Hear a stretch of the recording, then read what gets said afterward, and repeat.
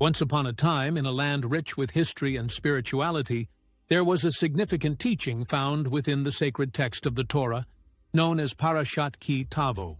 This portion, which encompasses Deuteronomy 26, Arn 1, 29-8, features a powerful discourse given by Moses to the people of Israel.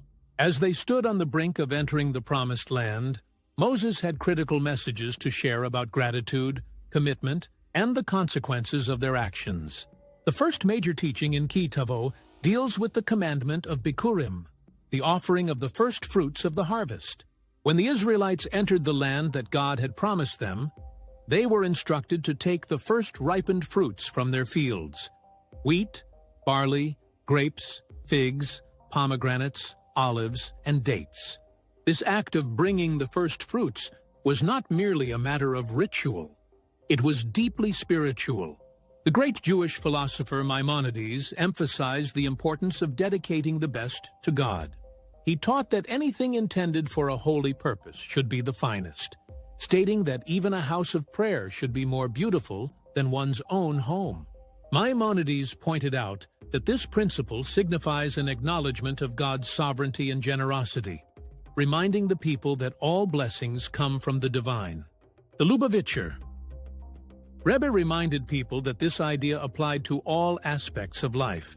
By offering the first fruits of their lives to God, individuals declared that their primary focus lay in spiritual pursuits rather than mundane activities. Upon presenting these first fruits, the farmer recited a declaration, a historical retelling of the Jewish people's beginnings. An Aramean nomad was my father. He went down to Egypt. The farmer recounted how the Israelites had suffered in Egypt, but were rescued by God with mighty acts. This declaration was crucial. It connected personal success to the collective history of redemption and gratitude. The phrase, "an Aramean nomad was my father," has sparked considerable commentaries. For instance, throughout the Passover Haggadah, this phrase recalls Laban the Aramean, who sought to harm Jacob. This interpretation underscores the ongoing threats faced by the Jewish people and the protective embrace of God. Many commentators have explored Laban's attempts to thwart the Jewish identity, reinforcing the significance of divine rescue. Further into the teachings of Ki Tavo, every third year, every Israelite farmer had to ensure that tithes were properly distributed to the Levites, strangers, orphans, and widows. Following this act, a second declaration was made, demonstrating personal accountability and commitment to God's commandments. In this declaration, the farmer affirmed he had faithfully given the sacred portion to those in need and had transgressed none of God's commandments. This act reflected their ethical commitment to the community's vulnerable members. As Ki Tavo continued, Moses spoke about a profound mutual commitment between God and Israel. The Israelites declared that the Lord was their God, and in return, God declared them as his treasured people. A particular poignant story in Midrash Yalkut Shimoni shared the tale of Miriam and her 7 sons, who were martyred for their refusal to bow to an idol. Each son would cite a different scripture affirming monotheism, with the youngest son declaring their eternal oath to God. This narrative encapsulated the ultimate devotion to the covenant, demonstrating the sacred bond between God and his people. Preparation for entering Canaan involved significant ceremonies, including the construction of an altar on Mount Ebal, made of 12 stones taken from the Jordan River. Moses instructed the Israelites to inscribe all of the words of the Torah plainly upon these stones and to divide the tribes between Mount Gerizim and Mount Ebal for blessings and curses. This dramatic ritual provided a physical and spiritual representation of the covenant and its importance.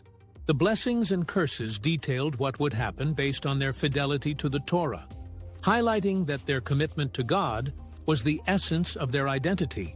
In the teachings, Moses outlined the blessings that would follow if the Israelites obeyed God's commandments. They would be blessed in the city and the field, with fruitful wombs and prosperous cattle. Conversely, Moses spoke the dire consequences that would befall them if they turned away from God. Curses would follow them wherever they went. These curses were thorough, striking every aspect of existence, serving as a profound and stark reminder of the consequences of abandoning the covenant. A powerful narrative within the teachings demonstrated how the manner of conveying these rebukes could impact their reception. Rabbi Shneur Zalman of Liadi usually read the Torah portion himself. However, one year, when someone else read Ki Tavo, his young son, Rabbi Dovber, became overwhelmed by the curses and fell ill. When asked why his reaction was so strong, he replied that when his father read them, they did not sound like curses. This illustrates how compassion and love can transform even the harshest messages. Amidst this discussion of curses, one striking proclamation highlighted that the Israelites would suffer because they did not serve God joyfully. Maimonides emphasized that serving God without joy is a source of affliction. The Tanya, an essential text of Chabad philosophy, taught that joy was essential for spiritual growth, allowing individuals to overcome their negative inclinations.